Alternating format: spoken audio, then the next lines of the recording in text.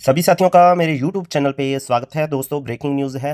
पे कमीशन की बात करेंगे। केंद्र से बड़ी खबर है, इस दिन आएगा 8वां पे कमीशन। तो दोस्तों, बात करने से पहले जो भी दोस्त मेरे चैनल को पहली बार देख रहे हैं, सरकारी नौकरी, प्राइवेट नौकरी, कॉम्पिटिशन एग्जाम, रिजल्ट, एडमिशन और इसके अलावा अच्छी जानकारी के लिए मेरे चैनल को सब्सक्राइब कर दें और वीडियो को मैक्सिमम शेयर कर दें, ताकि जो भी मुलाजिम सेंट्रल गवर्नमेंट में नौकरी कर रहे हैं उनको पता लग जाए कि 8वां जो पे कमीशन है वो कब आने वाला है। तो दोस्तों, 8th पे कमीशन की बात करते हैं। जल्द होगा 8वें वेतन आयोग का गठन। केंद्रीय कर्मचारियों, पेंशनधारियों के लिए बड़ी खबर है। तो दोस्तों, पिछले दिनों केंद्र सरकार ने लोकसभा में बताया था, केंद्र सरकार से 8वें वेतन आयोग के गठन संबंधित कोई भी प्रस्ताव विचाराधीन नहीं है। ऐसे में 8वां जो पे कमीशन नहीं आता तो सरकार के पास आगे क्या क्या विकल्प है, आगे से किस प्रकार कर्मचारियों और पेंशन भोगियों की सैलरी और पेंशन बढ़ाई जाएगी, इसके बारे में जानने के लिए उससे पहले जान लेते हैं कि वेतन आयोग गठन कब कब हुआ है। तो दोस्तों, पहला जो वेतन आयोग था वो जनवरी 1946 में जो गठन हुआ था और मई 1947 में लागू कर दिया गया।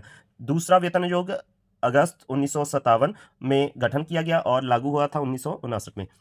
तीसरा वेतन आयोग जो कि अप्रैल 1970 में गठन किया गया और मार्च 1973 को लागू कर दिया गया। चौथा जो पे कमीशन था वो जून 1983 को गठन हुआ था और लागू हुआ था 1986 में। तो पांचवा पे कमीशन था 9 अप्रैल 1994 को जो गठन हुआ और 1 जनवरी 1996 को लागू कर दिया गया था। छठा था जो वेतन आयोग वो जुलाई 2006 को जो गठन हुआ था, 1 जनवरी 2006 से लागू कर दिया गया था। तो दोस्तों, सातवां पे कमीशन 25 सितंबर 2013 को जो गठन हुआ था, 1 जनवरी 2016 से लागू कर दिया गया था। तो दोस्तों, कब होता है वेतन आयोग का गठन? पे कमीशन का जो गठन है कब होता है? वेतन आयोग का गठन प्रत्येक 10 साल में होता है। 1 जनवरी 2016 से 7वां वेतन पे कमीशन लागू है और इसकी तैयारी 2013 से हो गई थी। 25 सितंबर 2013 को 7वें पे कमीशन का गठन हो गया था।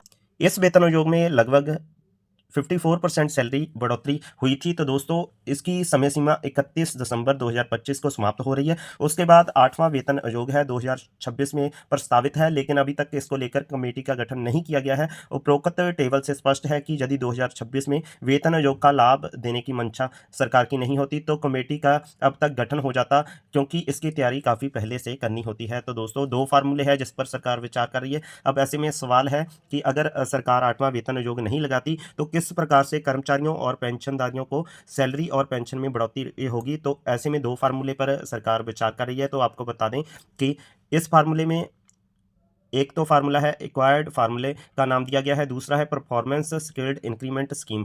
तो बता दें कि 8वां वेतन आयोग को लेकर संसद में दिए गए बयान के बाद विभिन्न जानकारों द्वारा कयास लगाए जा रहे हैं कि केंद्र सरकार अब कर्मचारियों के परफॉर्मेंस के आधार पर सैलरी और प्रमोशन देने का विचार कर रही है। आमतौर पर लोगों में यह धारणा है कि सरकारी नौकरी का मतलब बेफिक्री की नौकरी। मीडिया रिपोर्टों के अनुसार केंद्र सरकार अब लोगों को इस सोच को बदलने की तैयारी में है। मीडिया में यह भी चर्चा है कि आने वाले समय में केंद्र सरकार परफॉर्मेंस लिंक्ड इंक्रीमेंट स्कीम लागू करने पर विचार कर रही है। इसका मतलब है कि आने वाले समय में सरकारी कर्मचारियों को उनको परफॉर्मेंस के आधार पर सैलरी और प्रमोशन का लाभ मिलेगा।